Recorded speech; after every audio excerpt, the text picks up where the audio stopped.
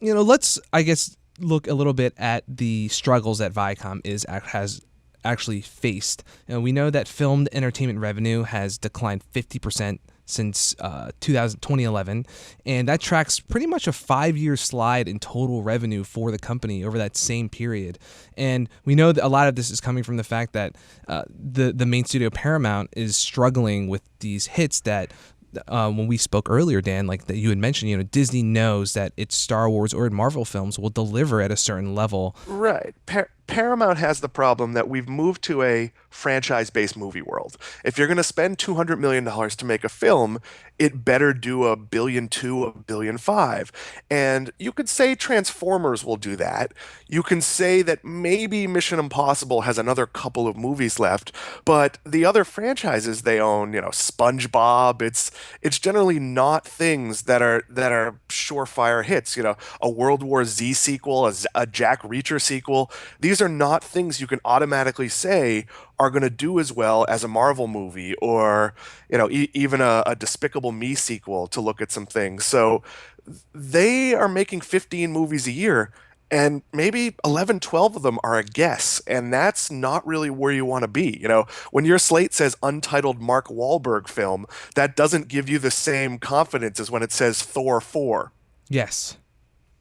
And then on the other side, on the cable side, they own some valuable properties, but I think we've seen how quickly they can slide. I mean, if you look at something like Comedy Central, just the transition from Jon Stewart to Trevor Noah has cost them, 35, 40% of their audience, and they'll say, oh, well, the kids watch it digitally, but you don't make as much money as when they actually watch it live on television. And in the changing cord cutting world, they own all these properties, but they don't own distribution. So, if people are moving to skinny bundles or streaming, are they really going to pay for VH1 Classic or MTV4 or whatever some of these lesser networks are? It puts Viacom in a really difficult position. Yeah, I'm glad that you brought that up because one of these skinny bundles that you might call it, or these services with Sling TV, for example, I think specifically does not include a lot of these Viacom properties. Viacom has largely been on the outside looking in, and I want to say Comedy Central is on there, but I might be wrong. Um, the challenge they have is they're not Comcast. They don't own the pipe and the channel. So, they could launch their own bundle, but we're at a time where MTV is not at the height of its powers. They don't have a Total Request Live or something that's capturing, the 13 to 15-year-olds where they're going to make their parents buy it. So if I'm sitting with my kids and I only have one kid, if I'm sitting with my kid and saying, hey, what channels do we want? I don't know that Spike or MTV or VH1 certainly, I don't know that even Comedy Central is going to come up. Yes. And just to step back a little bit too, so you're looking as an investor at their media networks business, how they make money. So as the viewership drops, it's going to immediately start impacting a lot of their advertising revenue because the fact of the matter is, the more viewers you have, the more you can charge. I think it goes beyond advertising revenue and it goes into carriage fees. Yes. MTV and VH1 each have 3 or 4 spin-off channels. And while the carriage might only be a nickel a month times 94 million cable homes being forced to carry those is a lot of money when you have a channel that, doesn't have any programming costs. So, as you take that away, skinny bundles are not going to have these channels, or if they do, they're not going to pay for them.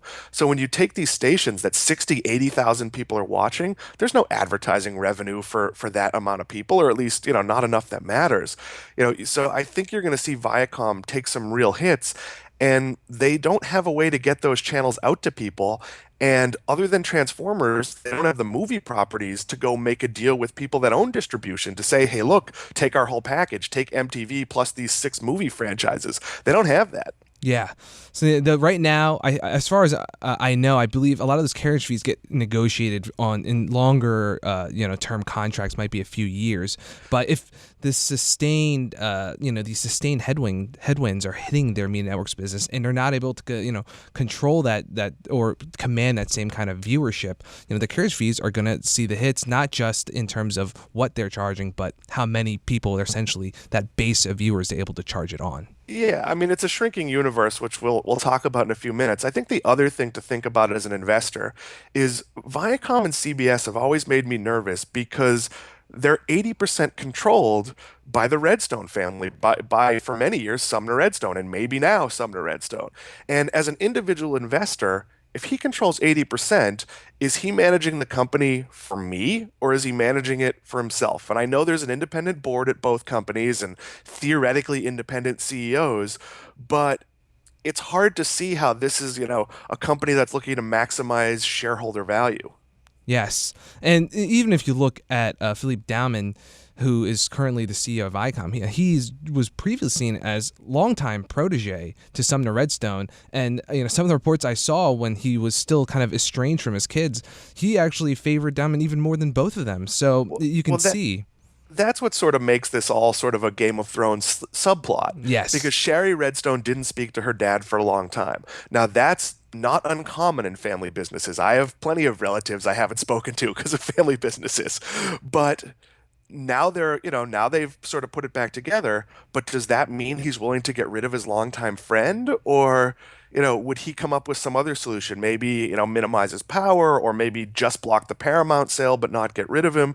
You really don't know who's making the decisions. I mean, look, Sumner Redstone might have moments of clarity and be making clear decisions, or Sherry Redstone might just be doing what she thinks benefits her dad.